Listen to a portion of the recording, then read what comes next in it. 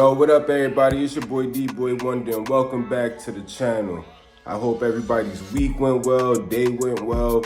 Whenever you tuning in, you feel me? I appreciate it, you feel me?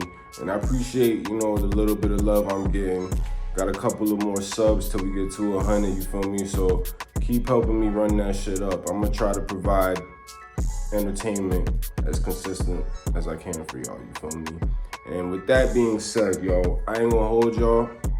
Yo, lately, I've been watching a lot of K-drama, you feel me? Don't worry, I caught up on Shogun too, so don't worry, we ain't forget about Shogun. But yeah, I've been watching a lot of K-drama lately, and I've actually fallen in love with the genre. Yeah, but it's also strange because I feel like even though they're called K-dramas, I feel like there's a wide array of genres within it itself, so I don't know, I find that funny. But speaking of K-drama, today's topic, we're gonna talk about a show that I just loved a whole lot. It was very original, and that is Night Has Come. Yo, this series, I don't think it's like anything I quite seen before in the past, like, I don't know, 5-10 years maybe. Yo, I'm loving everything that's coming out of Korea, bro. Like, they're giving us quality shit, man. I ain't gonna hold y'all. Like, to me, they're doing a better job than Hollywood. Anyways, let's get into this plot though. So, the show begins on a rainy night in a dark room with 2 sets of bunk beds. Our main character, Lee Yoon-so, is asleep on one of the beds and wakes up to a cell phone vibrating on the bed across from her with a message displaying night has come. And on the bed above that one is a girl lying dead. So she immediately runs out of the room to another room with an indoor pool and is confronted by something or someone coming out of the water. Then she runs into another hallway nearby and sees her classmates, but they look zombified. And as she looks on, someone hits her with a bat. Then she wakes up, realizing it was a dream. She's actually on a bus with her class on a trip for a class retreat. They arrive at another high school campus, which is seemingly empty. While the students start touring the campus, their teacher informs them that he must step away for a few, and he leaves the students to their own devices. And all of a sudden, everyone's cell phones gets an alert, and it's an invite to play the Mafia game. What makes this so strange is that nobody is actually getting any cell service, and there doesn't seem to be any source of internet connection. Now, as students question who could have started the game, very eerie things start to occur, such as a voice on the loudspeaker explaining all aspects of the game. Now, students also decide to just go along with the game, believing it to be started by one of their classmates. And when it comes times to vote a suspect, they all vote for the person whom they believe started it. And once voting is over, it's stated that that person will be eliminated. And I ain't gonna cap, bro. What happens next, I did not see coming at all, y'all.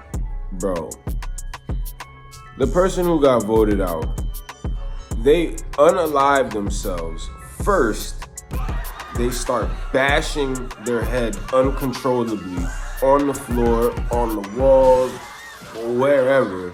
And then they launch themselves out of the 3rd-story window, like to the ground, like head first. Splat, like shit was OD, you know what I'm saying? Like, did not see it coming. Now, for those who don't know, the Mafia game, I don't know if that's a big game in Korea or Asia in general, because I never heard of it until this show.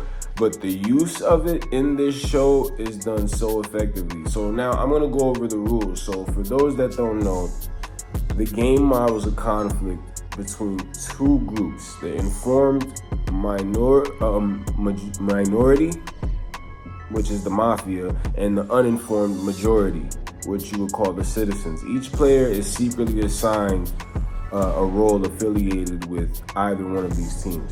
There are two alternating phases. You have the night phase of the game where the mafia players covertly kill the citizens, and then you have the day phase where all surviving players debate and pretty much vote to eliminate a suspect, from the game. And they do this until pretty much, one side achieves its win conditions. And I'm not gonna lie, this shit is wild. They pretty much got stuck in a real life version of the game somehow. And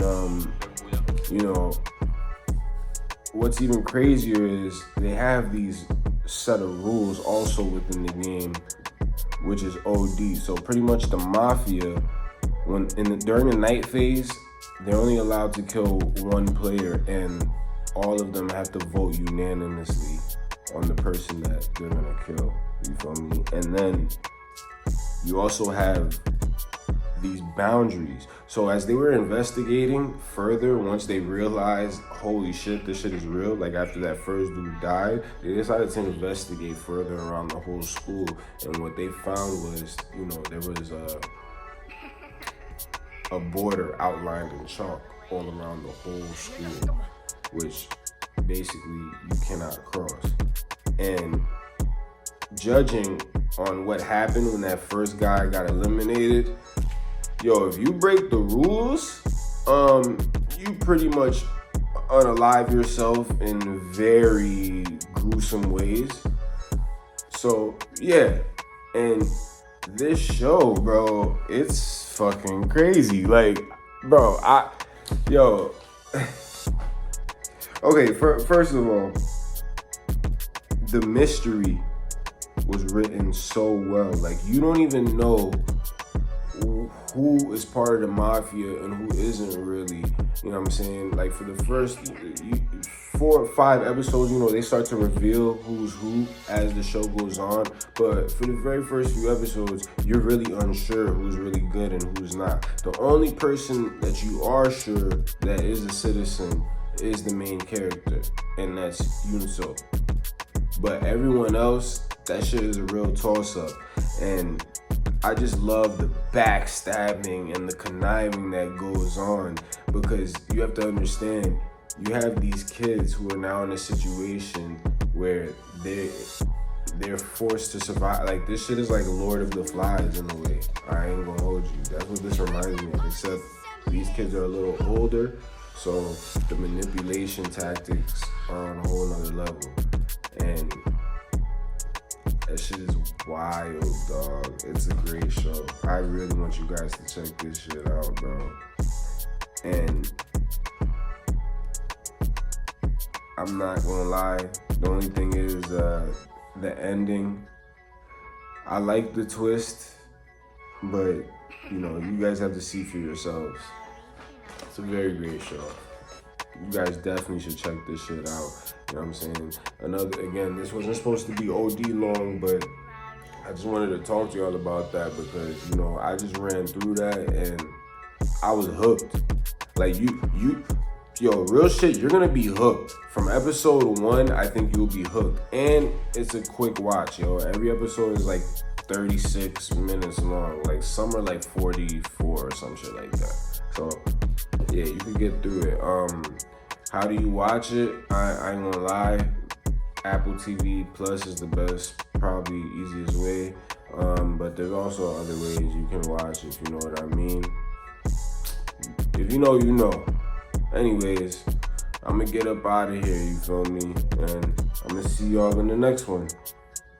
Deuces.